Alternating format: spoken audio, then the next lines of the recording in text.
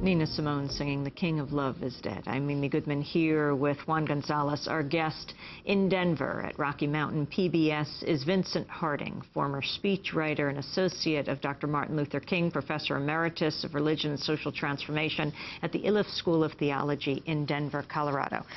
Your role in writing this groundbreaking speech that Dr. King delivered April 4th, 1967, a year to the day before he was assassinated at Riverside Church in New York. Dr. Harding. I should call attention to the fact, Amy, that Martin and I were friends for the last 10 years of his life. I met him first in 1958, and over that period of time, we knew each other, worked together, lived very close to each other, and our families were in constant communication with each other. It's important for me to say that I was not simply a speechwriter for King. I was a friend of Martin King's, and Martin wanted to find a way in which he could make the kind of heartfelt statement about Vietnam and attach it to what was going on in the USA in a setting that he would feel comfortable with and that he would feel had a deep spiritual ground to it. When the opportunity came for him to be able to do this at Riverside for the organization Clergy and Lay People Concerned About Vietnam, Martin thought that that was a great opportunity. He wanted that to be the opportunity for his major statement on Vietnam.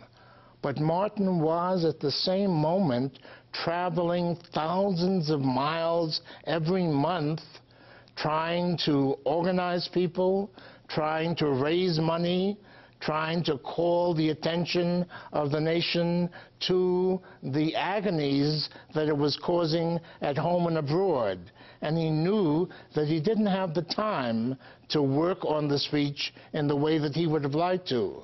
He also knew that he and I understood each other, recognized that we were very close to each other on issues having to do with Vietnam, with war and peace, and with the dangers of America becoming an imperialist power in the world. And so he asked me if I would do the draft of the speech because he knew that I would not be putting words into his mouth. I would simply be speaking as my friend would want to speak, and that was the way that I went about the task that he asked me to do. One of the things I was struck by in your book, The Inconvenient Hero, is how you focused on not only the work that he did obviously in the South, which has gotten most of the attention, and the Vietnam speech, but you also talk about what happened when he came north, when he went beyond just Selma and voting rights and problems in the South, but he began to raise the issue of civil rights in Chicago, and the kind of reception that he got there, and how that has, because obviously that led to the Poor People's Campaign as well, but how the nation reacted to him taking the civil rights movement north. One, I would like to suggest that he was doing more than taking the civil rights movement north. If you look at the Vietnam speech, you'll notice that Martin calls attention to the motto that the Southern Christian Leadership Conference developed when it began back in 1957, when it was grounded in the South. What they said was, and this was before I met him, the motto was, we have come not just to work for civil rights in the South, but we have come to redeem the soul of America.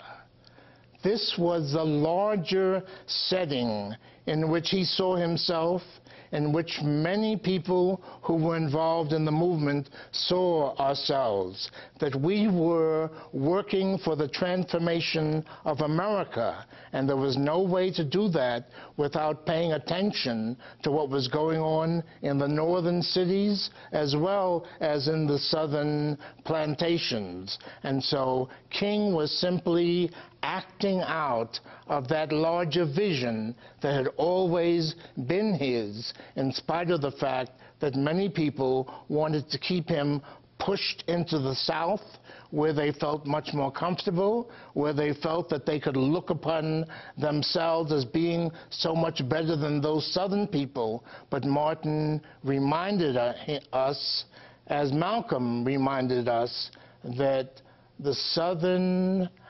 attitude towards the